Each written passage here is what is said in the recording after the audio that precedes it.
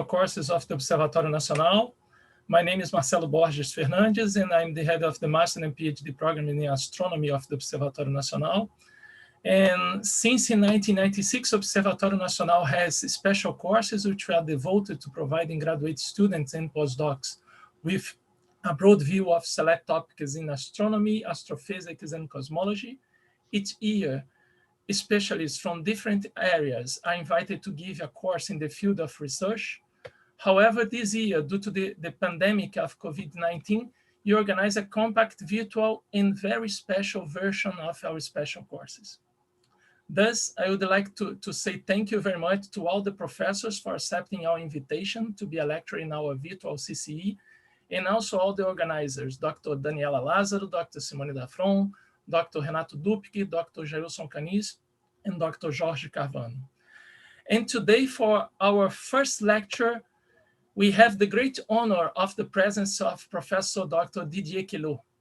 Dr. Queloz got his PhD in 1995 at Geneva University, and his work together with Dr. Michel Mayor led to the discovery of the first exoplanet orbiting a solar-type star, for which they were awarded the Nobel Prize in Physics last year. Dr. Queloz has more than 400 refereed papers with more than 30,000 citations. He's presently professor at the University of Geneva and also the University of Cambridge. So today it's a great pleasure for us because he will present us the lecture entitled The Exoplanet Revolution. After his presentation, we'll have time for questions for people here at the Zoom and also for people at the YouTube. So if you are in the YouTube, you can write your questions in the chat, and then after Dr. Simone Dafron and also Dr. Jorge Carvano will read them to Dr. Queloz. So Dr. Queloz, thank you so much again, and please be very welcome to visit us in Rio de Janeiro next year, hopefully after the end of the pandemic. We would like already to invite you already to be a lecturer in our special course in a face-to-face edition at Observatório Nacional here. So thank you so much again for accepting our invitation. Thank you. So it's well noted. Can you hear me well? Yes. Very good. So I have entitled this talk Exoplanet Revolutions because I think there is a before and there were an after and before the discovery of exoplanet, and a lot have changed, and everybody now is aware that there are plenty of planets orbiting other stars, but what's behind is more profound. It's essentially the way we see ourselves, our solar system, the way we see our place in the universe, and the related questions about the potential of life on other planets. So I will try to give you a snapshot of what I believe we have learned in the last 25 years related to exoplanets. So why revolutions? Because if you just count how many planets have been detected on other stars, this is the histogram you're getting. So you pick up, there is essentially two main techniques that is being used to detect planet. One of them is a radial velocity. That's the one we used 25 years ago. Essentially, you measure the radial velocity or the speed, the radial speed of the star. You look for a change. If you detect a change or wobble, then you find out that something is making the velocity changing, and this something is an orbiting companion. If it's a planet, it's a tiny amplitude, it's a tiny change, but that's how you can get essentially the mass multiplied by the angle and the period, the eccentricity of the planet. Another technique that came a bit later, it's a transit. If you got lucky enough, the trajectory of the planet just cross the star, and for a brief amount of time, it's like a shadow. You will remove a bit of the light from the stars, and you will see a change in the light curves from the star. It has been done from the ground, and it has been done from the space. You see that the space was a kind of a major game changer you see gradual increase of the number of planets detected from radial velocity, and because there is more and more equipment, more and more stars being looked at. The ground-based transit ground started in around 2000 and started to deliver result, and the big game changer was Kepler, the Kepler missions. And you see when Kepler started to distribute data. Before, we had the Cursos space mission, and I know that Brazil was part of this Cursos mission, so that was really the pioneer from the space transit. Well, there are other techniques. One of them is called microlensing. There is few success here. This may change in the future because we will have a space mission that will be much more sensitive to this event. Astrometry, very few, but Gaia is about to change the whole game. So in a couple of years, we will have plenty more planets detected by Gaia, by the astrometric motion on the star. And then there is a little bit of what's called direct imaging. This is extremely challenging and difficult. That will be for the next 20 years with the new development of the biggest telescopes and new techniques to see them. So that's where we are right now. We are more than 4,000 planets. So what have we learned from all the discoveries? Well, let's go back and start from what we know pretty well in the solar system. So the interesting bits when you look at the planet of the solar systems is the surprising diversity that you encounter. And as a physicist, it's a big puzzle. How could you make sense of so much diversity in the solar systems? And essentially, in the last 50 years, people have spent a lot of ingenuities and probes sent to other planets, program trying to understand. And to make it simple, this giant planet, Jupiter, for example, or Saturn, we know right now that they essentially have a core. We can debate of the size of the core exactly, but there's a core of massive solid ingredients inside, and then plenty of gas, which is essentially the hydrogen and helium, same kind of gas you have on the star. Saturn is about the same structure. The ice giants are similar in a way, but different in a sense that there's still a core, but then you find much more heavy gas in this object. And due to the pressure, most of these gas are in solid form. That's why we call an icy form. And this is why we call them ice giants. It's essentially the same gas, far less hydrogen and helium. So this gas cannot become ice. But there are all the others which are more visible and are more seen as icy objects. So this is why we call that the ice giants. How do you explain this? Well, you have to zoom out on the solar system and to take the big picture. So this is a big picture on the solar system. Let's imagine you fly quite far away and you look back on all the objects you have in the solar systems. Well, you will see the sun, you will see giant planets, you will see Jupiter. Let me just help you. Jupiter is there, right?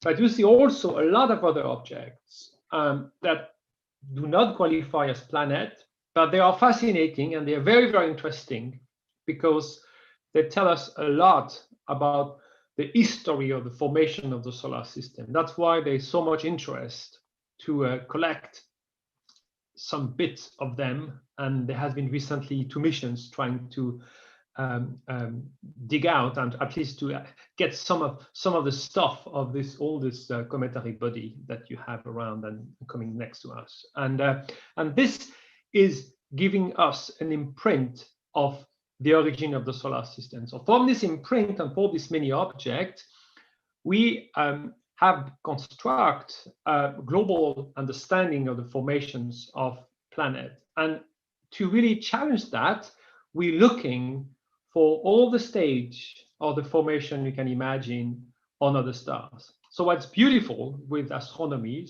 is you can pick the star you want. You have the possibilities to go in through the time. You can pick young stars, old stars.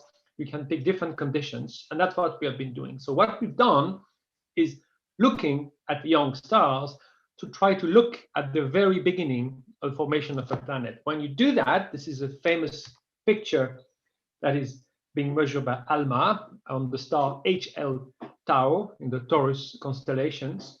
What you see here is a disk, and I just pay attention to the scale. And you have the 50 AU before, it's exactly the same scale. So I just superimpose the two. Have a look at Jupiter where it stands.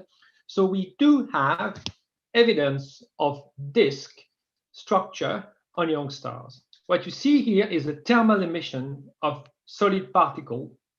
It's not very hot, but it's just hotter enough compared to the very cold temperature of the background, which is the universe, essentially. So it's about 20, 30 degrees above the absolute zero, you see here. And that's the thermal emissions of the particle, essentially icy particle here, or if you want, kind of dust that you see. There's a lot of structure, and this picture is telling you that something is going on in this disk. Well, it's easier to understand the formation mechanism of planet if you look the disk from the side. So we're going to pick another disk right now and trying to understand how come do you form the planet? How do you get this picture of the giant and icy planet on the outskirts of the solar system, and plenty of tiny bits that has not made planet, and then the small planet, the telluric planet inside. So to do so, I will use another young star, which is very famous in the southern hemisphere, is betapictoris. Betapictoris, we have the chance to have plenty of measurements. So these are two measurements. Pay attention to the scale. It's a bit larger, but not too much, 100 AU this time. It's two images at the same scale. It's two images of the same stars, betapictoris, where you see the same feature, which is a disk. But you don't see the same disk, because what is a little bit difficult in the image before is, since you only see the thermal emissions, you only see the particle, and you're missing a lot of the understanding what's going on in the disk. Because in the disk, when the star is young, you have a lot of gas. And this gas is really a key feature, because that's the one you find into the giant planet at the end. So you have to find this gas. And when you superimpose what you have in betapictoris, this is how it looks like. So as a physicist, there is a striking feature that you pick up right away, is the disk that is on the upper diagram, which is an HST visible picture, is similar to the kind of disk we saw in the previous picture. It is the small particle. In this case, is not the thermal emission, but it's just the reflected emissions, like the moon. It's reflected light from the sun, but the same kind of idea. It's a very thin disk. If you pay attention, there is a slight deviation as well, and that is because there are planets orbiting, young planet orbiting in this system, the planets that are not visible here. Now, if you look back at the gas is much more elongated in the vertical directions. And this is a very profound distinction between the two features that is at the original formation of the planet. What is going to happen is, depending how far you are located from the disk, the gas like CO2 or all this CO, you can think about any gas you have in mind here, will not be able to stay as a gas because it's too cold. It will become a solid particle. So you have a transition between the gas and the particle, which is related to the temperature. The very famous dividing line, it's called the snow line, because it's applicable to the water gas. You have water in the shape of gas, gaseous form, but then you can have it also in a liquid form, which is quite well known as icy object. So this defines a boundary where the particle will start to collapse on the midplane. And what you do have is you have a lot of material which is collapsing on the midplane, and because it's collapsing, they encounter each other, they sticking to each other, and this is the rationale why you start building core that becomes planetesimal, that is at the origin of the core of the giant planet you have seen before. And once you get enough mass, you attract anything you have around, which is all the gas left over that you capture into the giant planet. This very distinctions is at the heart of the formation of the planet. This is why when you go very close to the stars, there is far less particle, because a lot of the gas that you could potentially use, they're not in particle form, they are in a gaseous form. So you have a lot of water, but it is still a gas, so you cannot form the solid core you like. You have to use only what is left over, which is essentially the tiny bits of the particle you have around, which is far less common than the gas like the water you have a bit everywhere in a protoplanetary disk. That's the way we call them. So this is all about the formation of the planet. If you got that, you got essentially the 101 of the planet formations, and you understand why the giant planets are outside and why the small planets are inside. This is why everybody had in mind that big planet should be farther out.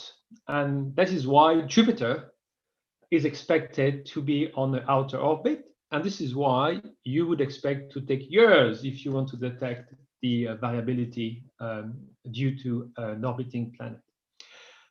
You can imagine the big surprise it has been 25 years ago when we announced with Michel the discovery of a Jupiter mass object very, very close, certainly way too close to fit into this theory. And that has been the beginning of a long story of surprises that essentially told us that we have a very incomplete understanding of the formation process. All what I said is true, but we are missing a lot of ingredients. And the ingredient we have been missing is the fact that a disk is a very dynamical object, and you have interaction between the material of the disk that can affect quite a lot the location of the particle into the disk. You also form a lot of objects, and these objects are interacting between each other. Then this interaction can easily produce motion, orbital motion, or angular momentum exchange, if you want, between them, producing motion of some planet to the center, to the star, the center of the potential, while others may be ejected.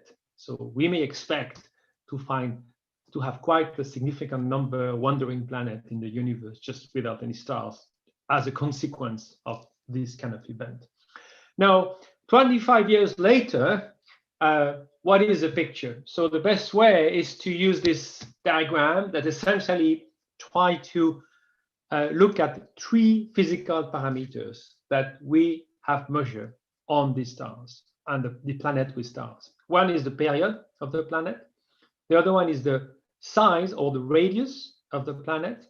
And the other one is the mass. For the simplicity, we have assumed here all the mass of the planet detected by radial velocity have a sine I angle of 1, while there is a distribution of the statistic here. So that's why we assume the real mass. It doesn't change very much at that scale. It's a log scale, and the mass are expressed in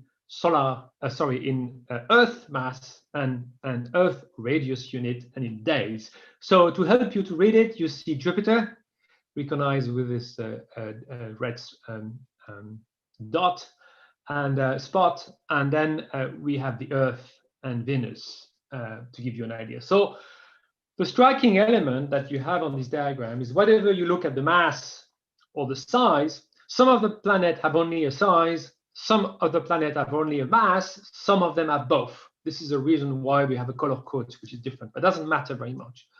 What you do have here is essentially all the planets are different from the solar system planets. And the reason why is because it's difficult to find solar system planet. And to say it bluntly, I think we have never been able to detect a planet like the Earth because we never had the equipment to do it. We thought we had, but actually we have failed on that. But we find plenty of other planets that were not part of the paradigm of the planetary formation. In a way, it was a big piece of luck, because without all this impossible planet that should not have existed, I don't think I will be talking to you right now, and the field would be still a very marginal field of research, would not have grown the way it has grown. The fact we have so many of these planets then has definitely acted as a trigger. And the big surprise is first, we have this all this short planet Jupiter-like, which is what we call the hot Jupiter. So 51 Peg is one of them. They have the size of about 10 times the size of the Earth, which is about the size of Jupiter. Similarly with the mass, we're talking about object of the mass of Jupiter.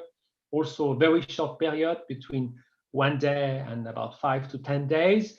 There are a significant number of them. The fact there are quite some of them is also a gift, because the likelihood that one of them is transiting is extremely high. And right when we started to find the hot Jupiter, we've been looking for transit. And I was kind of an obsession for the field to demonstrate that at least one of them were transiting.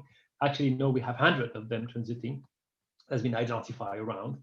But the big surprise is when we've kept improving the techniques to detect smaller and smaller planet or less massive planet, we have encountered a brand new population of objects that nobody had thought they would imagine, which has this kind of awkward names right now, like a super Earth or mini Neptune's object, which essentially capture the idea that these are objects that are located between the Earth and Neptune-ish, and they are all on a short period. And that was a piece of luck, because the fact they're on a short period make them very, very easy to pick up by transit.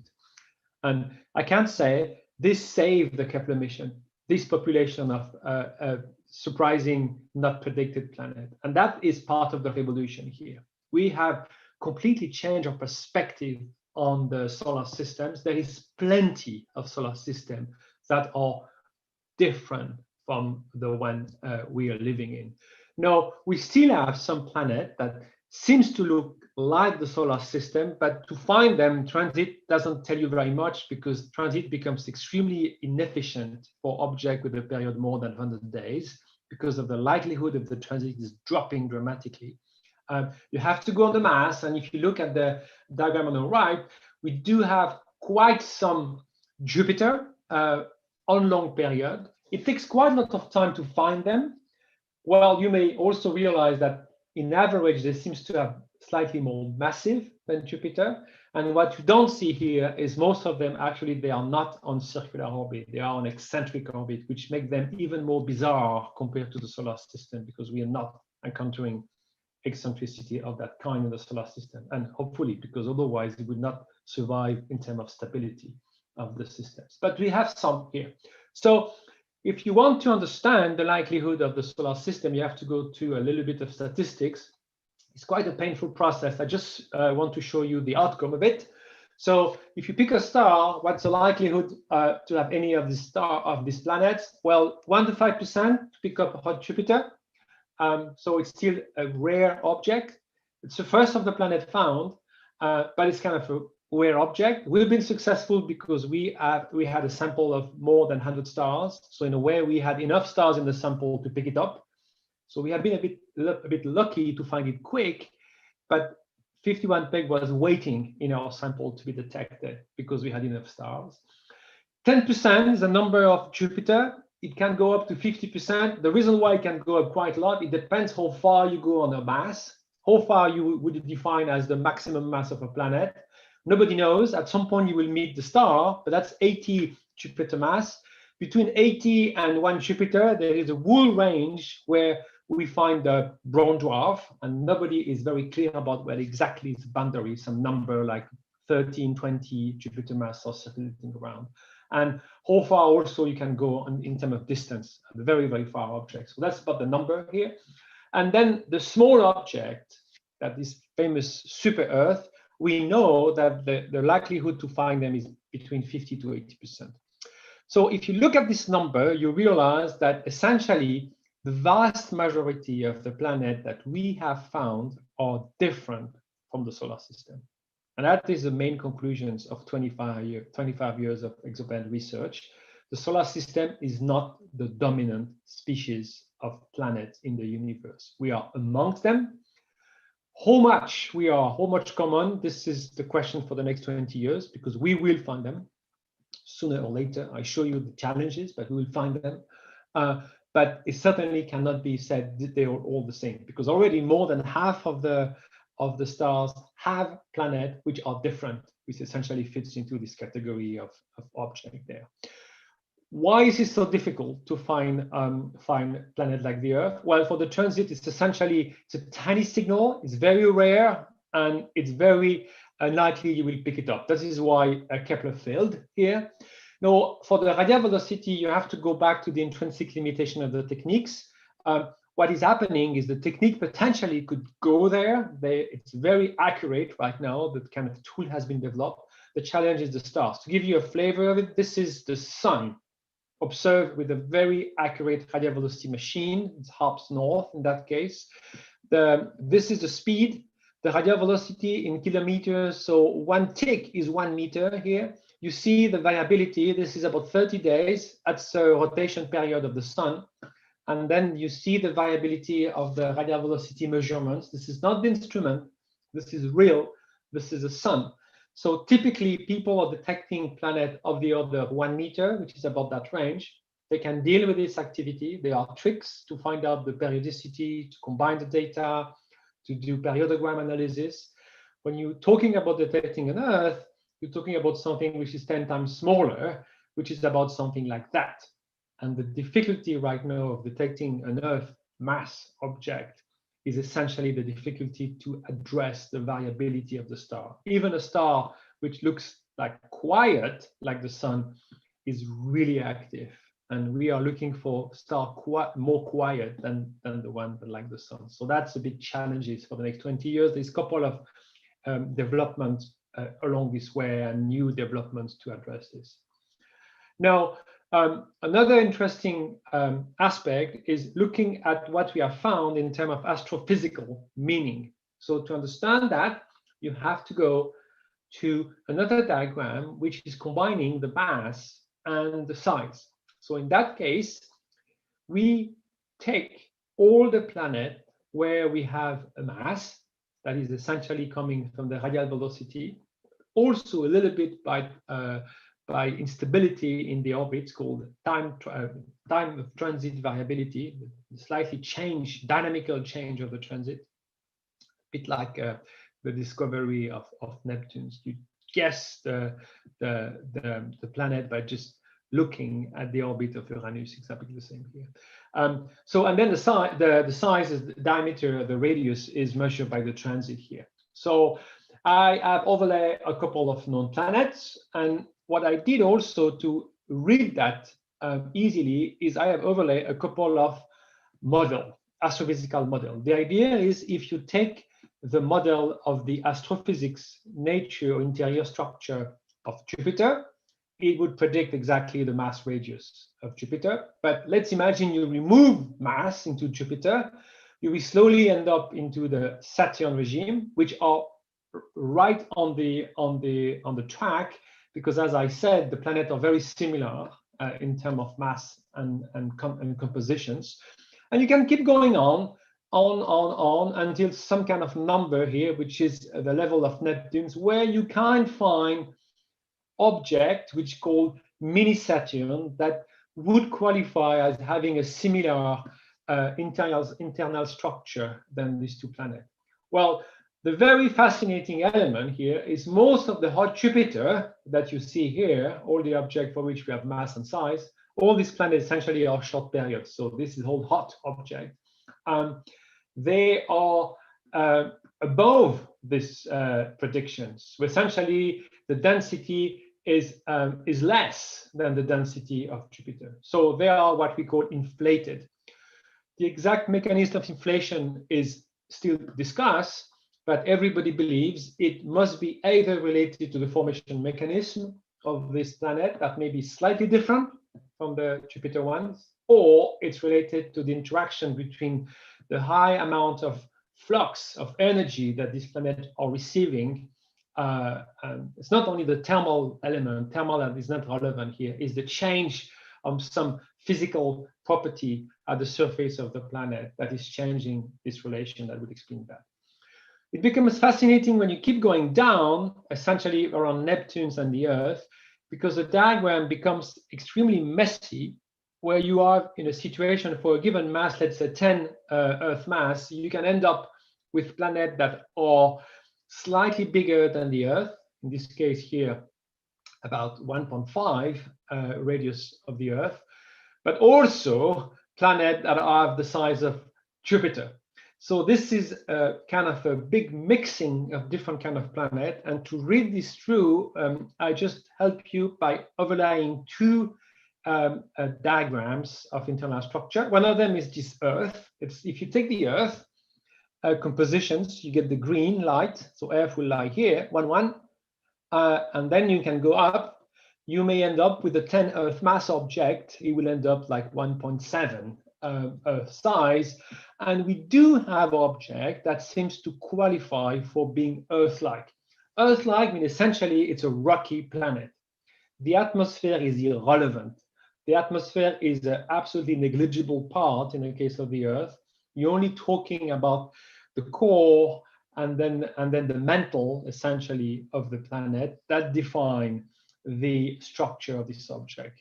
Most of these planets are likely to be bare, rocky planet without any atmosphere. We know some of them, that they have no clear atmosphere, but some may have some kind of atmosphere. Now, what I did is I overlay another kind of internal structure, which is an impossible planet, which is a planet that would be made only of water. So you imagine you build up a water ice core, water with the pressure becomes solid, becomes a high, what's called hot ice. There's plenty of kind of ice that is defined. It's not only the ice that you may be aware on glacier here. And then you keep adding water, and you would lie along this curve, which is where we would find the water world, or we would find all this watery planet. Neptune is not very far from this because it's slightly bit lighter because there is still hydrogen and helium. So if you add hydrogen and helium on the top of that, you move up here, and you have a lot of hydrogen and helium composition, kind of the water only composition here, and Neptune is just between. So it just helps you to read. I'm not saying that this is all what the planet is, but it's helped you to read it. Now, interestingly, you may notice that this seems to have two regimes of planet here. One of them that is along the green light, the green structure, another one along the blue structure. This is known, this kind of valley here is known as the Fulton gaps right now, and there's a lot of debate exactly what it means, whether we're seeing two mechanisms for formation of this planet, whether we're seeing the impact of the fact that some of these planets have lost atmosphere, so they started there and they slowly went down here. So this is a big topic of research, and this is the main motivation to fly right now the TESS and the Cheops satellite. You may have heard about these two small missions. This is the main purpose of that, and hopefully Plato in the far future will help to understand all this global population even far better.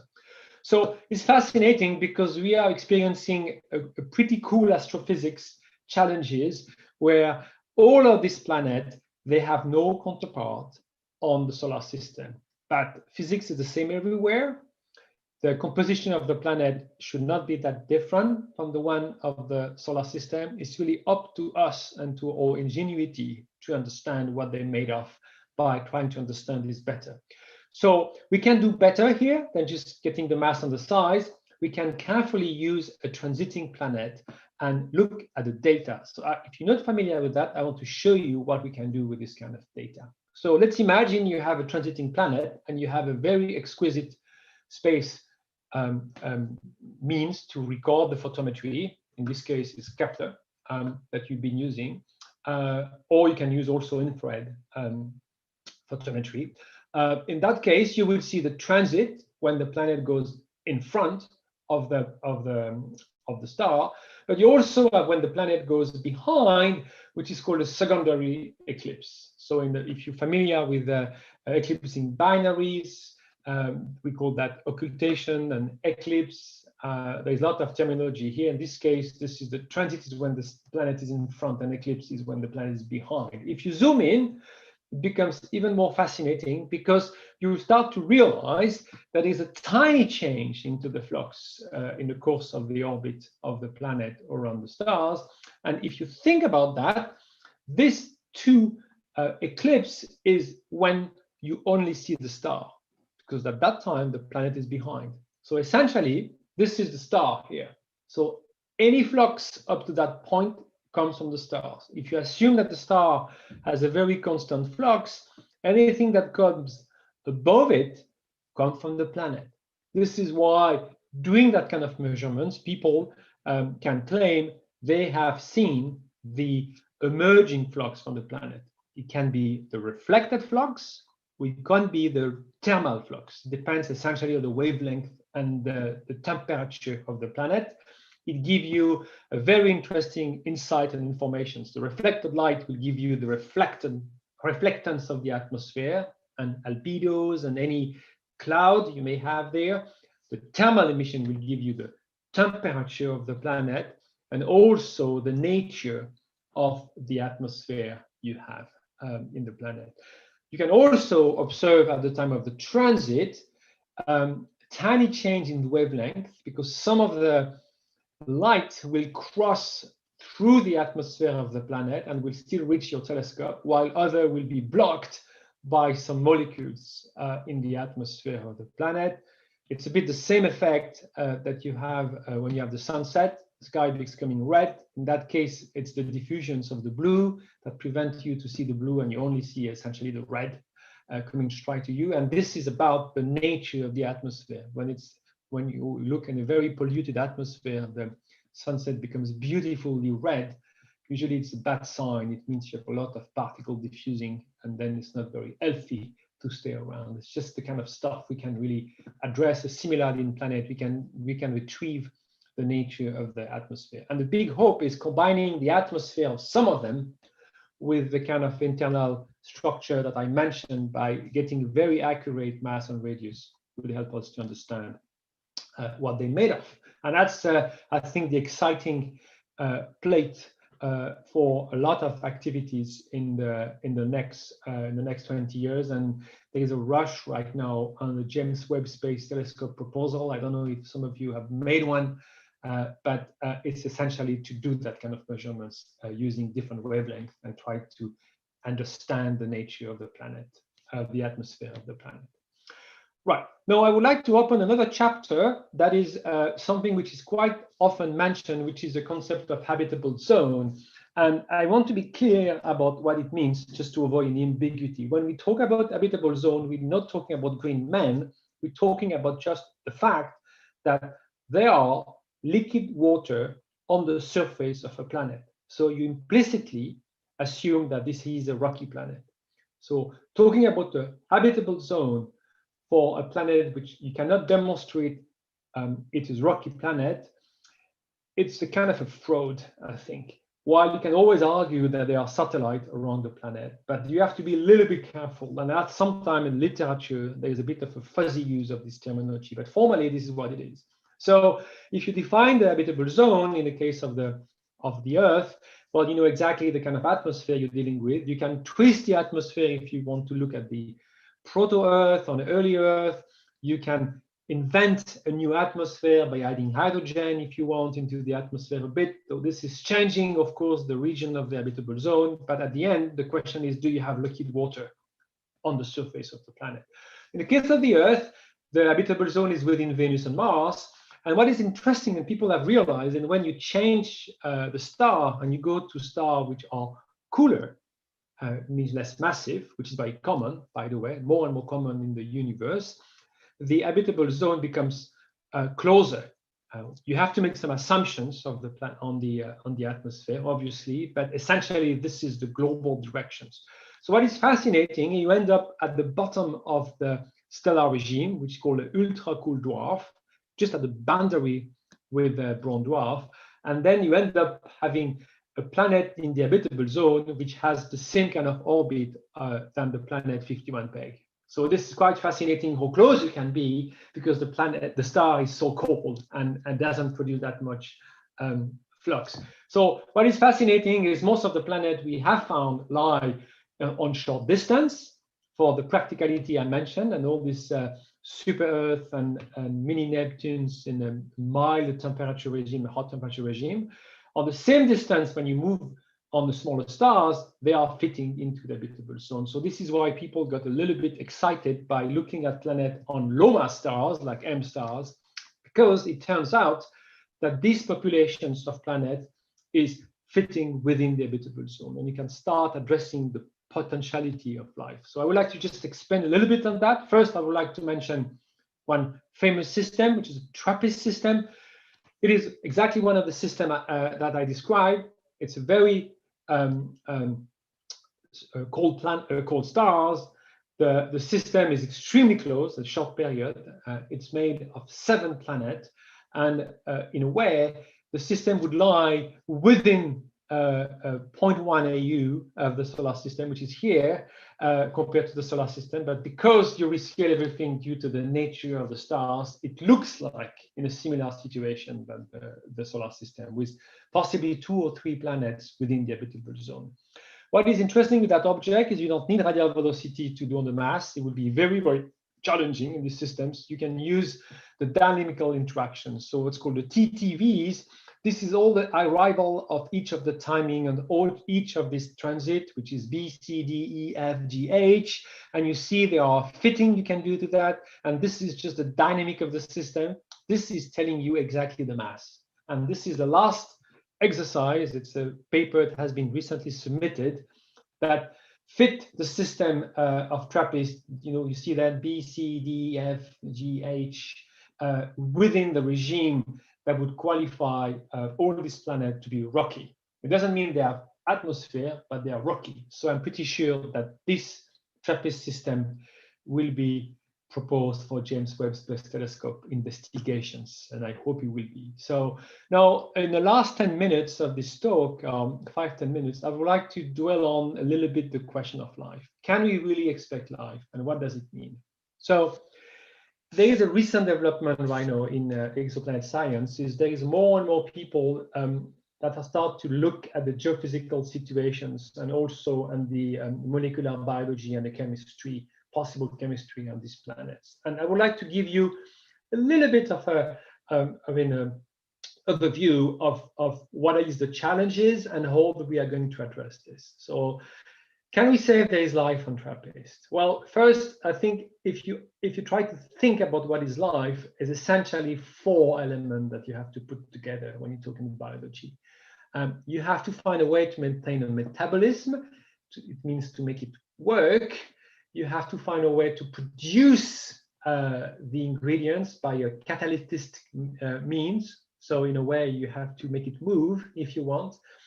You have to find a way to reproduce, not to lose the information, which is done by the genomes. And you have to make sure that this is not being dispersed and stay together to make it work.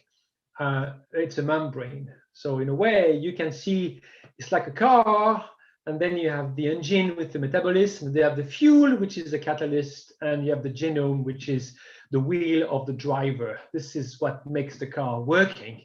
And this is the kind of the way life is working. The problem of this is it doesn't help you at all to define and find life from the astrophysical perspective. So the astronomers have looked about this in a completely different way, which is what is the traces, what is the impact of that kind of machinery on the atmosphere? It's a very valid question because the atmosphere on Earth has been completely modified. And it's not an easy question. So the reason why I mentioned this beautiful diagram from Vicky Meadows, it depends on the geophysics of the planet.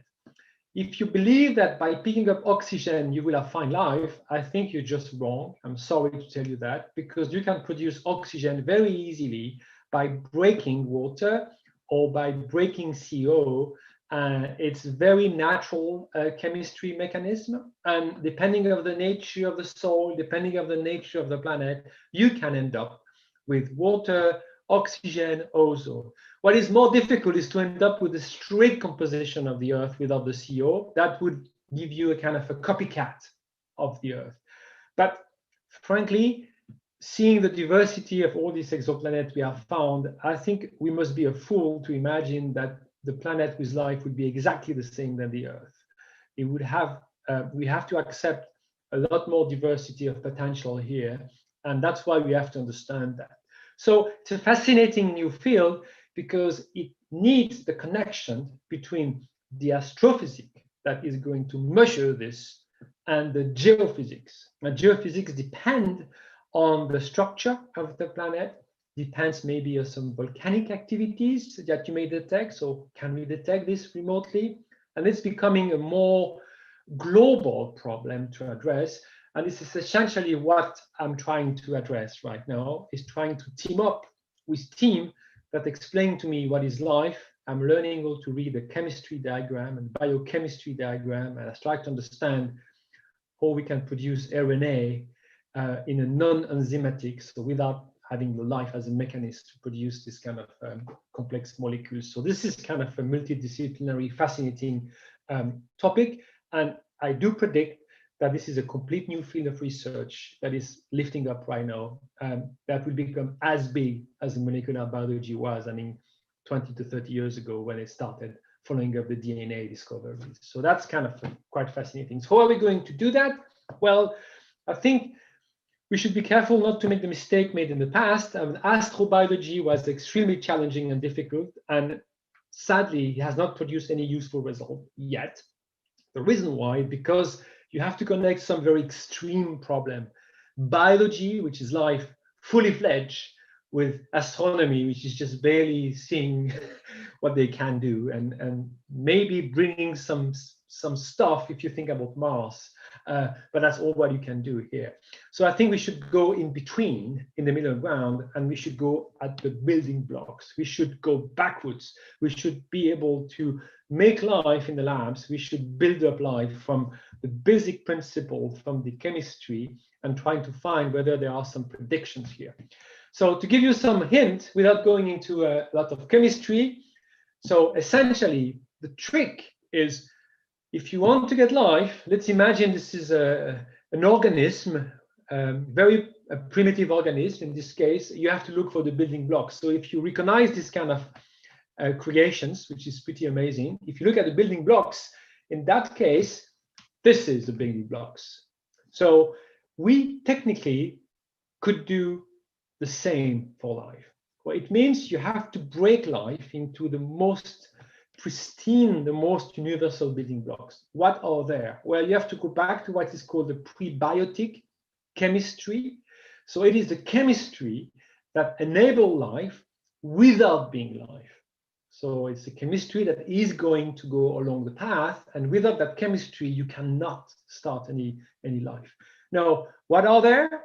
They are the amino acids. Amino acid is, I think, the key here, because if you can bring a convincing case to produce amino acid, you will have a convincing case that you have at least the building blocks.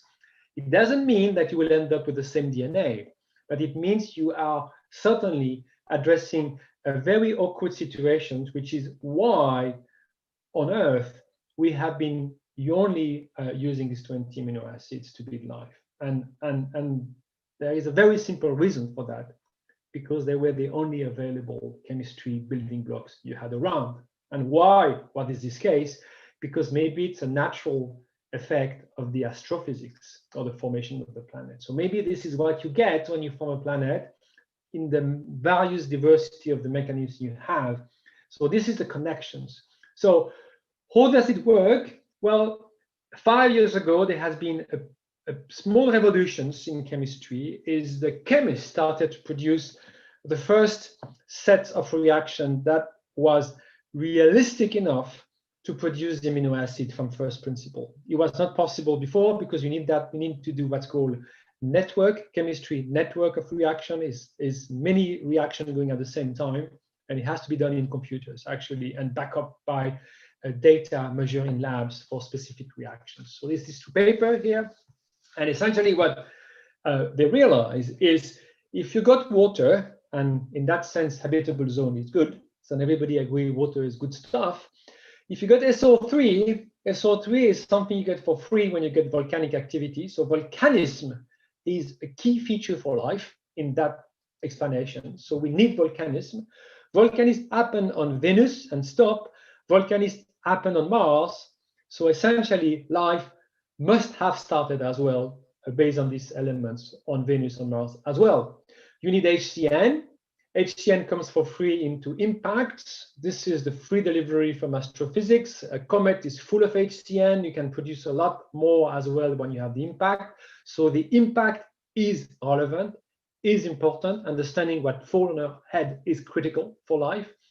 And you don't need a fancy atmosphere. Slightly reduced neutral atmosphere like a CO, CO2 atmosphere, which is the atmosphere you got for free when you form a planet, essentially. You degas the rocks and you form a planet. And you need UV. Why? Because chemistry needs energy. It's either you shake, either you eat, either you beam with slight ultraviolet flux. And in this case, the key is the sun. You need the sun. There is no ozone at that time, and this is enough to make the amino acids. And it makes the 20 amino acids, not more, not less. Amino acids are being produced, some of them, as such, the very simple one into comet, with the same principle, because comet has water, there's a lot of SO3, HCN, and they are being produced just by the irradiations of the UV on the comet. Then in this case, there is the claim this is happening on the surface of the planet. Life is not born at the bottom of the ocean, according to this element here. And this is the predictions you can match with the amount of flux on the star. So we did something with the chemist, because when I realized this paper and asked my friend chemist whether the UV flux that they were using, which is a standard UV lamp in any chemistry lab they're using to stimulate reactions, whether it was similar to what you would expect from the sun. And I remember they were staring at me and they say, we have no idea. We are not astrophysicists. We don't know how to compute that. And this is where I realized that maybe I could help. And we brought equipment into the web lab of my chemists friends. We measured the lamp. Now we have built now a new equipment which is fully calibrated with error bars, the way we like in physics. And what we demonstrated in this diagram is you define an area which we call the Biogenesis Zone, where you have enough flux. So anything which is yellow or above the red line here has enough flux to produce the chemistry. Of course, it depends of the period of the planet. This is 10 days, 100 days. So then the planet goes away, you have to move up. And it depends of the temperature of the star. The star needs to be hot enough, bright enough. If you have a star which is too cool, not bright enough, you don't have enough flux to produce the reaction. You produce other reaction, which is also very interesting in chemistry, but this is called dark reaction that is stealing the chemistry to life. So in a way, the only way you can make life if your reactions takes all what they can do to build life. If you let other reaction taking the piece of the chemistry available, they are left for life. And at the end, there is not enough chemistry left over to build life. So we define this region. And at that time, we compare with some planet that people claim there must be life. And you see on that diagram that the Trappist system is much too cold in terms of stellar irradiations to produce life. So the conclusion of our studies is it works on the sun will be there. So it is a realistic explanation to explain the 20 amino acids and the origin of life on the solar systems. So we like it, it's great, it would work on Venus, it works barely a little bit on Mars as well, but it's okay. It doesn't work on M stars. So people getting obsessed, getting habitable planet on M stars, this is pretty cool, but the conclusion of this mechanism, if it's true, this is not going to make the amino acids that producing life. And then if you produce life, it has to be a rather different kind of life than the one we understand.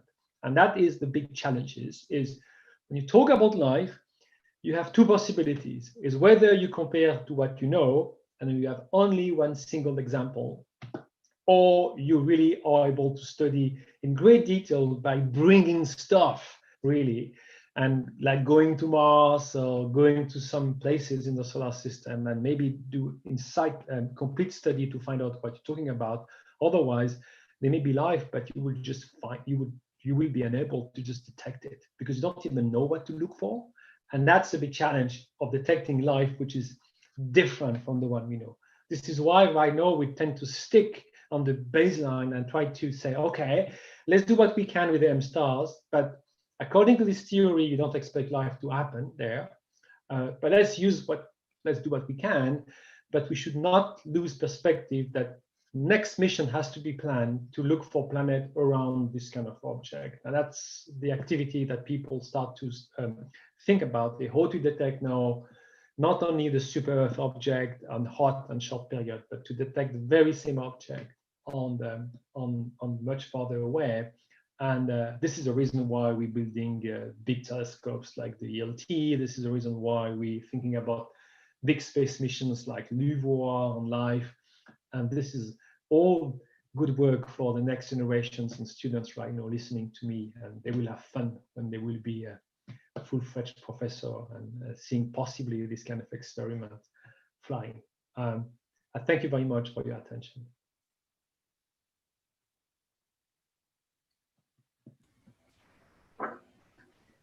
Marcelo? Thank you so much, Dr. Queloz. It was really nice, your presentation. Thank you so much. I think we have a lot of questions. I have also some questions. I don't know, Simone, do you want to assume now? We have some questions at the YouTube. I don't know if we start with the chat from YouTube or what do you think? Maybe, I think it's a good idea. Okay. So, first question is, are there any exomoons confirmed? And if not, what would be the best technique to look for them? Aha, it's a very good question. Thank you for the questions. I think moons are expected essentially on all the giant planets that are not too close to the stars. It's a natural outcome of the formation of the giant planet, and we have moons on all the giant planets in the solar system. The challenge here is the moon that we can detect are now just too big compared to the one we really actually have on the system. So we can barely detect an Earth object. So we would imply that they are really big moon like the Earth orbiting a giant planet, which is possible. Nothing prevents this, but it may be extremely rare.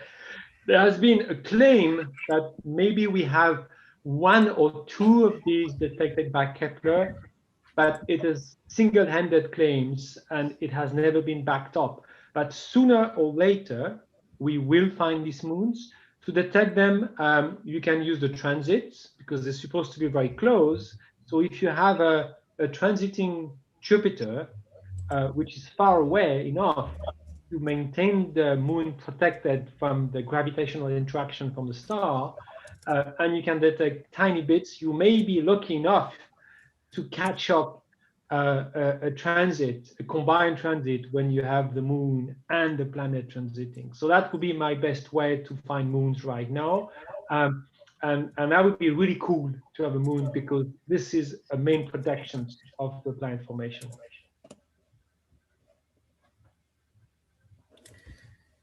So thank you, Didier. We have a lot, some other questions. Let's see. One for Aline. What are your expectations of finding Earth 2.0 in the next years? Which telescope would be the best qualified to find it? Well, this is something that I'm investing time. I'm not the only one. We're working on two fronts. The techniques that technically can do that right now exist. It's the radial velocity techniques, the last generation equipment that has been built, like Espresso in Chile or ARPS 3 that is being built, ARPS North and Espress in US. And there's a couple of the spectrograph, very stabilized, high accuracy spectrograph. They have the capability to measure very, very tiny radial velocity within the range we're talking about. The problem is really to address the variability of the stars. And there has been a couple of meetings specifically dedicated to that. There is new techniques to analyze the data that have been mentioned. And people have realized that if you really want to use the techniques efficiently, we may use to be a bit more obsessive and focus in the observations. Instead of having one measurement every 1 or 2 days, we may be in a situation where we would need one measurement every night. So it means you're limited in the number of stars you can observe, because if you need to observe the same star for 6 months every night, at the end you're limited to about 40, 50 stars for a given telescope. That's the idea of it's called the Terra Hunting project, and the way we're building the ARP-Street spectrograph. This is what we want to experiment. We want to look at about 40 stars for 10 years and trying to detect this. I hope we will demonstrate that this is working, and in a way we can build other equipments. It's not outrageously expensive. I mean, the spectrograph is 5-10 million. This telescope, it's a 2-meter class telescope you need. So there may be some telescope available. I'm using the Isaac Newton telescope to do that, but there may be other 2-meter class telescope that will find a very good use by doing this. And that will be really the first element, and for the next 20 years. Then we will have to rely on some specific piece of luck. Like if you use a very large telescope like the ELT with a very clever combining techniques, when you use a spectroscopic resolution in addition to the high adaptive optics techniques, you may be able to find an Earth mass object orbiting Proxima, very, very nearby object. There is a little bit of a window of opportunity for the next 10 to 20 years as well on this kind of techniques. But the real game changer will be the capability to observe the direct flux from this planet. We may find some of them by radial velocity in the next 20 to 40 years, but we may have to wait typically 50 years for the next generations of space mission here, when you do something bigger than what we have done, really focusing on that questions of detecting these planets. So it's a long, a goal is going to take a long time, but there is really so many results, so many interesting results along the way. So I think it's a very solid ground that sooner or later it will happen. Okay, there is a similar question, but with what kind of equipment will be able to find life in a star system, or is it something far from knowing? Well, I think the best chance right now to find life is to bring back something from Mars, and this is happening. There has been Mars missions. There will be a Martian robot digging and collecting sample. This sample will be brought back to Earth with the sample return. This is going to happen in the next 10 years. I think there is a high chance that we may find maybe not living organisms, but maybe traces of past life in this sample. And that will be obvious because it was there.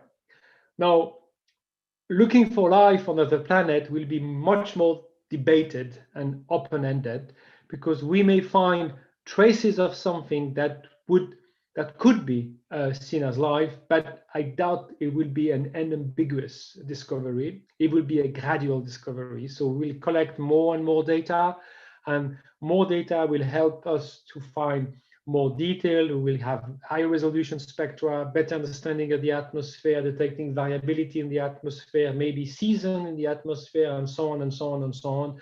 So it will be a very gradual process, but to do that, we need really a specific equipment that today does not exist. Okay. So thank you. So we have one other question. Jose Aquiles is asking about introductory textbooks in the subject. Would you recommend any? Oh, textbooks.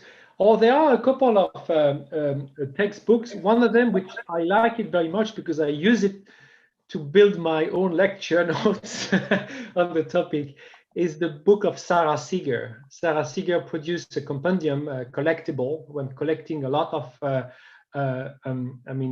contribution together, which is called Exoplanets.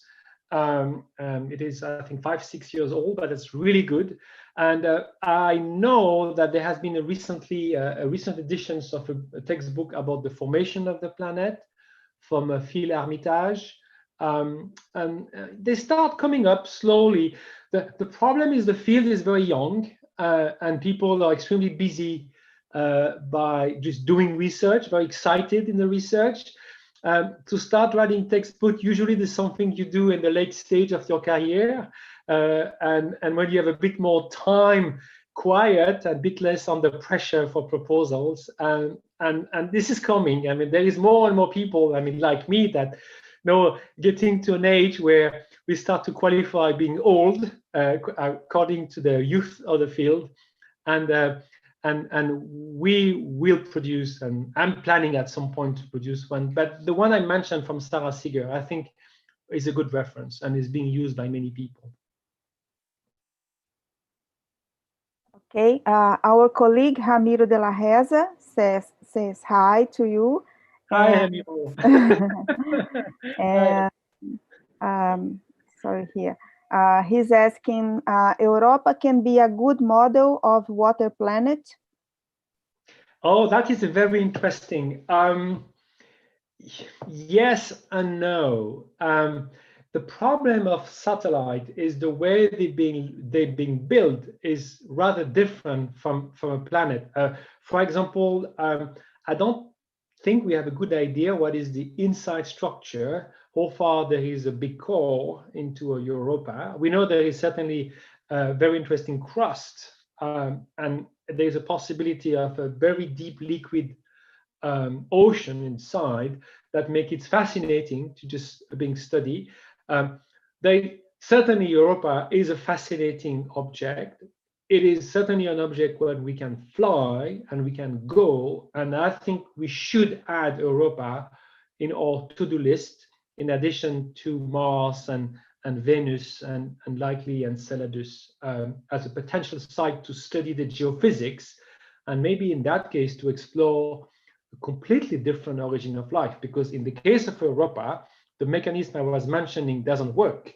So it may offer us maybe an alternative for a completely different chemistry or biochemistry under the ice, protected from the UV radiations, essentially coming from the thermal element, radioactive element that you have in the planet. So Europa is a very, very exciting target, and I hope sooner or later we will just land there and drill and have a look what is there.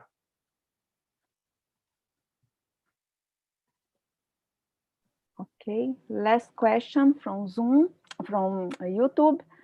Diogo Souto is asking, could you please comment about the high magnetic activity on M dwarf stars and its impact on their hosting exoplanets, and where you think we'll find the first sign of life outside the solar system? Yeah, it's a very good question. Well, that's clear that the high activity regime of the star has an impact on the planetary atmosphere, especially for when the planet is very nearby. And this is a topic that is not studied enough. And there is certainly a lot of need of detailed magneto-hydrodynamical simulation here and understanding of the impact, non-radiative impact here of the particle. So this is a really interesting topic, and this has an impact definitely on life. No, what is even worse in the case of M stars is the high activity regime lasts very long. So it's not like a solar type stars when the star is extremely active in the first 100 million years old. When you reach 1 billion years old, it becomes pretty quiet to the standard, to the current standard, when it becomes less of a threat.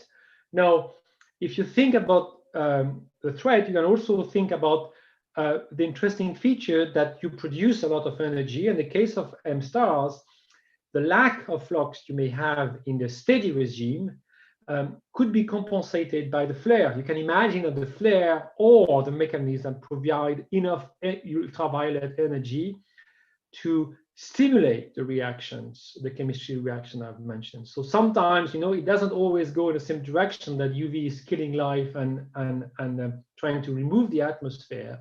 it may play a very important role also to stimulate the chemical reactions. So it's a very complex problem. People are barely now starting to understand the activity of M-stars. M-stars was seen a couple of years ago as a very boring topic. You can count on two hands the number of people working on M-stars because it's very old stars. Nothing exciting happened. There is no supernova. There is nothing like that. They play no role into the chemistry enrichment of the galaxies. So M-stars was the most boring topic you can imagine. But now it's becoming the hot topics because we have found so much of planets that would fit into the habitable zone on M-stars. And we start to realize that it's time now to work seriously on the M-stars and activity regime and detail of the impact of M-stars on the planet. So fantastic topic to study. Unfortunately, there's not much I can say right now, but I hope that the next 5 years we'll learn much more and possibly answer your questions. So thank you, Didier. Now we move to the to questions made directly on Zoom. So the first question is from Marcelo. Marcelo, can you please turn on your video? Yes. Okay, Professor Queloz, so thanks again for the nice talk. And my question is following more or less the previous question from Diogo. So you know this problem around the M stars, the M dwarf stars, the problem of the intense magnetic field. So do you think that how can the rarity of our solar system be favorable for the existence of life? I mean, do you think that the way to find life is search on solar type stars, maybe K-type stars? What do you think? Yeah, I think this is a very interesting question. It's a fascinating question because it's all about the process that leads to life. If you think about the whole process you need to go through, you may consider that every step is essential or not. We have to see. We know that there must have been somewhere a kind of a massive impact of falling material on Earth. Was it critical or not to trigger something specific? Was it an essential ingredient that produced more water, that stimulate maybe some chemistry in the atmosphere? Was it essential to produce a volcanic activity? I mean, volcanism activity needs water, otherwise you don't produce the volcanism activity. So when you produce a planet, maybe you just lose the water. The water has to come somewhere else. So what is the role of that? Do you need a major impact to produce the moon? Is the moon critical for the onset of life for some specific reason, like the tides? Is the tide a very important element to help some specific chemistry to be done between two tides here? All this, we have no ideas, but we can come up with a long list. So you can see yourself as a unique way to produce life.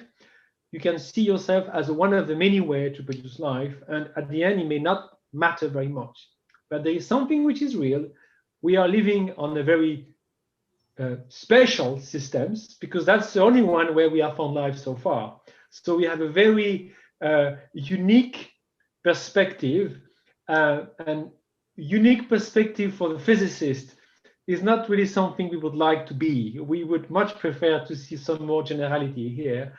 And unfortunately, until we have way more planet and way more understanding of possible life onset on this planet, it will be difficult to answer to your questions. Okay, thank you. And I have just another quick question, I think.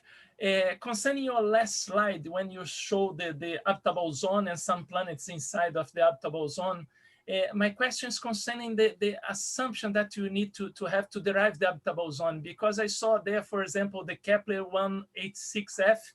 In some papers, it is considered inside the habitable zone. In other papers, it's outside the habitable zone. So how can we derive the habitable zone? You know, it's like when you do cookings. So it's a cooking. So the only thing that matters here is you want liquid water. That's the objective. So you want to produce a good meal, but there is many ways to produce a good meal. You can assume that it is strictly the same composition than the Earth. That would give you some compositions. You can assume it is a composition of the Earth in the early days, which is only with CO2.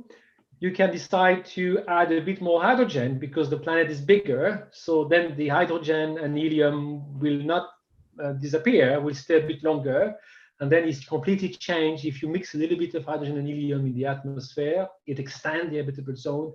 So it's really a matter of taste here. What do you want to add into the atmosphere? And I think this is fair enough, because we don't know. Until we measure the atmosphere, you can assume anything. So it's fair enough. The only thing that people have to be honest in the paper, which is not always the case, they have to specify clearly the assumption they're making. So within some assumption, you can end up having a planet in the habitable zone, which, again, I repeat, it doesn't mean there is life or it's inhabited. It just means there are liquid water on the surface, which is seen as a prerequisite to produce chemistry, whatever kind of chemistry, whether it leads to life or just nice chemistry, geochemistry, that's fine. But again, habitable zone is just about liquid water, and you can, until we know the detail of the atmosphere and geochemistry of a planet, you can do whatever you like, whatever suits you in your paper. Okay. Okay, thank you so much. Okay, Crispino also has a question. Can you open your microphone, Crispino, please? Yes. First of all, thank you very much, Professor Queloz, for your excellent lecture. I'm speaking from Amazonia, and I work with black holes. So sorry if it's not, they are not good questions. But you said you can isolate from studying the light from the star, and then you can isolate the light from the planet or the radiation from the planet, right? Is that information, I mean, can it be used to infer the presence of moons that you have been talking for? But, and my original question was, you mentioned, if I'm not mistaken, terrestrial telescopes. So are there terrestrial telescopes used? Which are the main ones? And what's the difference in size between the instruments? And from the exoplanets you expect from these different categories, terrestrial and space telescope. Right. And okay. the terrestrial telescope, just to finish, not to ask here, so do they use adaptive optics also? I think you mentioned that, right? And is there an instrumental breakthrough expected for the near future or something like that? Sorry. Okay. Right, okay, good. Plenty, a very good question here. So the first one is there is two categories of telescope that you can use. Whatever you go in space or you go on the ground is pretty irrelevant. It's just you want to observe some wavelength which is invisible on the ground. Is the biggest possible telescope is helpful to resolve the planet. So if you want to take a picture, you need to resolve it. So the biggest mirror helps you to resolve. It's the resolution power. This is the driving of the size of the ELT. The size of the ELT is driven to detect an Earth mass planet orbiting within habitable zone on Proxima Centauri. That's the definition of the reason why there is 39 meters for the ELT. It's not because of the cosmology this time, it's because of the exoplanet science in terms of size. So that's the size. If you go in space, it's better because you don't have to deal with the atmosphere and you can observe the thermal emissions. I mean, on Earth, peak emission is 10 micron. So you cannot do that on Earth. The 1 micron is pretty hot already. So you're talking about a planet which is not in the habitable zone. It's a hot planet to produce the 1 micron. It's about 2000 degrees. So this is the reason why you want to go to space. Now, to do the radial velocity work, you don't need massive telescope, but you need a lot of telescope time because you want to reobserve again and again and again. Here, the trade-off is to build an extremely expensive equipment to be extremely stable. In a way, the equipment is as expensive as the telescope, which is not really the way people are considering it, because you use between 2 to 4 meter class telescope, because it's plenty enough to observe the bright stars and to produce a spectra. This is the two category of equipment. Now, any direct imaging needs AO systems, active system if you are on Earth. So that's pretty obvious, and that's a prerequisite. Anyway, there is not any telescope these days which doesn't have this kind of equipment because it's a very well understood equipment. I think for 8 meter class telescope, no, it would be more challenging for the 40 meter class, but still for 8 meter is well under control. So that's what about. It's what it is about the impact. Now, the moon. Detecting the moon essentially is detecting a tiny feature into the transit. So you're right. Potentially, we can detect a slightly change of reflected light. It would be very tiny, but yes, it's possible. Or you can detect just the fact you have a transit, which is a bit easier because it's a bit an easier feature to pick up because it's very abrupt. While the other one may be misunderstood with the assumption that the flux on the star doesn't change, because we know that the star is changing flux. If you have spots on the stars, you will see a change on the flux of the star. So it will be very much difficult to see that as a phase effect, like the moon or the phase of the moon. So that would be my assumptions. And the claim that there has been a transit detected on some of the satellites on some of the giant planet is based on a transit, but it's not only one. Is they combine, I mean, hundreds of them, and this is a statistical definition. So this is why people are kind of still skeptical, because it's just at the edge. I think it's below 3 sigma, really detection here. Okay. Thank you very much, Professor. Thank you. So now, Andres, please, can you turn on your microphone? Yes. Can you hear me? Yes. Okay.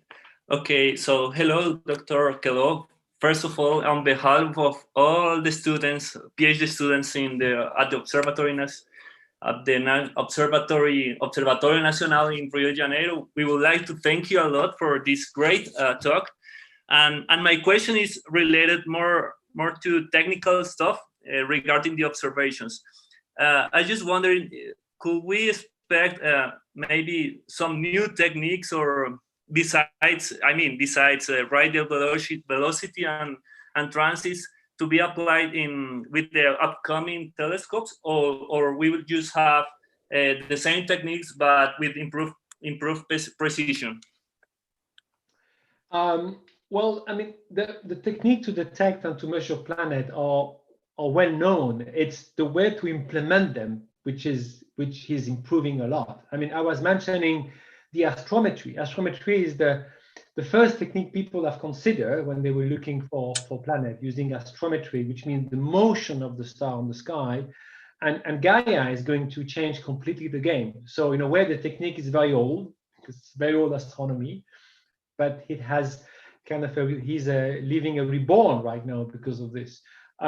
Now we have a bigger telescope flying. We will have bigger opportunities to observe with more detail some atmosphere with the James Webb Space Telescope is one of an example.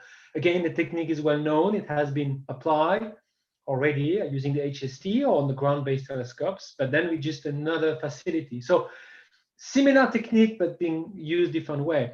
The microlensing event is a well-known technique, which is known since 20 years for planet discoveries, but certainly having a space mission that will target the center of the galaxy or very clouded region next to another galaxy would, with a high cadence and very good photometry. The mission is meant to do cosmology, but we could do as well this kind of science as well. So again, same techniques, but because of the quality of the data, I mean, this completely will change. So there is no magic techniques here. It's just implementing a very big technology breakthrough. And direct imaging is easy. I mean, it's just seeing it. So it's nothing very special. You want to see it, but to see your planet, it is a technical challenge. So it's really all about technology, new technology, new telescopes, new space missions, and of course around that there is also advance into computing, data handling. I mean, the way we approach the data, we're using really much more modern statistical techniques right now that has been developed in the last 20 years. And because of the computers, we can really operate a different way the data analysis. So all this comes as well as very handy and help us to address these challenges. So again, nothing mysterious here, but just a lot of developments that help us to look and to seek better. Thanks again, Dr. Queloz. Thank you. So Flavia. Can you please? Hi, can you hear me? Yes. Yes. Hi, Dr. Queloz. First of all, thank you for this very nice talk. I am a PhD student. I am not from exoplanet field, but I was wondering how LSST will help you to know more about the exoplanets. It's something that LST will help you in this way. Yes, LSST is interesting because they have this amazing, size of the mirror and field of view. So they will find a lot of transiting planets. The difficulty of LSST is the star being looked at are very faint because it's a cosmology program. And we know that it's difficult to come up with a firm understanding of a transit if you don't understand the background around and the nearby stars. So there will be definitely a use of LSST on that theme, more on the statistical definitions, trying to statistically address the findings. And there will be also some element of the microlensing discovery. So I expect also LSST on that ground. Otherwise, it's just the operation scenario is not optimized for exoplanet, and the field of view is not big enough for us, but there is compared to the size of the collective area, which is more focused on getting very, very deep, as big as they can, but very, very deep. So it's not a workhouse instrument. It's not the main instrument, but astronomers tend to use anything they can, and when HST was flown, nobody was talking about exoplanet, and HST was designed and was operated as a cosmology mission, essentially. But I can tell you there has been a lot of science on exoplanet being done on HST, and another example is Spitzer. Spitzer was not designed to do exoplanet either, but turned out to be the main production, one of the main impact of the Spitzer satellite missions has been recognized as being exoplanet. So be sure that I'm sure a bright mind will find a good use of this fantastic telescope. Nice, thank you. Thank you, Flavia. Fabio, please go ahead and ask your question. First of all, thanks, Professor Queloz, for the great lecture. So my question is, in the analysis of the stellar flux necessary for the formation of the amino acids, is it relevant to consider the evolution of the star in the main sequence? I mean, could we expect exoplanets that had the possibility of having the right stellar flux for formation of amino acids in the past, but would be out of the right region in the present? And what is the strategy to treat this exoplanet flux history? Yeah, I think it is relevant. And in the paper that we have produced with Paul Rimmer, I was mentioning, I think we have considered the early Earth, because you expect this to happen in early Earth. So you have to use the flux from the star at the time when the star was younger, which in the case of the sun was less brighter, but more active. So there's a slightly more active sun, but there's the amount of flux is less because that is just at the starting of the main sequence. You also have to consider that there is an atmosphere on the planet, which is a pretty heavy CO2 atmosphere, and also it has to be considered. So any of these has to be considered, and we have started to. It's interesting because we did a master student project on that, trying to explore the range that you can move around due to the stellar evolution of the stars. Because during the stellar evolution, the flux will just go higher and higher, and of course you will change the conditions. And this is certainly an interesting topic to look around. Yes, your short answer is yes, it matters, and then yes, it has to be considered carefully. Oh, thanks a lot. Okay, so thank you, Fabio. I also have a question, maybe the last question. Suppose there is an astronomer in another stellar system and another planetary system around another star. how would this astronomer would observe this sun, and how would him would he detect only Jupiter and Saturn maybe, or do you think would detect the Earth too? Yeah, that I quite often have this question. So right now, if the astronomers would use exactly the same technique than us, it means essentially Jupiter would be possible, and Jupiter would have been detected because it's exactly the kind of object we can detect. Unfortunately, the Earth is very unlikely, or you have to be really lucky. You have to be really right aligned and on a very nearby systems where you have it's very bright stars and you have a directed program, but it will be really not really this is marginally detected. So right now we're safe. Nobody has found us. If they have the same technology, but if they have a different technology, so that's another game. Yes, we never know. Okay, so thank you very much, Marcelo. I think I let with you.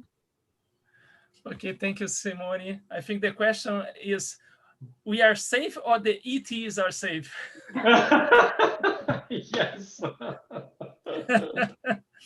Okay, so Dr. Queloz, thank you so much again for this great talk, and be very welcome to visit us after this pandemic. I hopefully soon, and also to be a lecturer here in our special courses in another opportunity.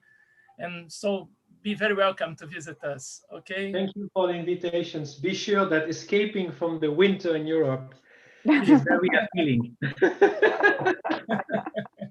Have a good day. Thank you very much. Thank you very much. Thank you so much. Have a very nice day.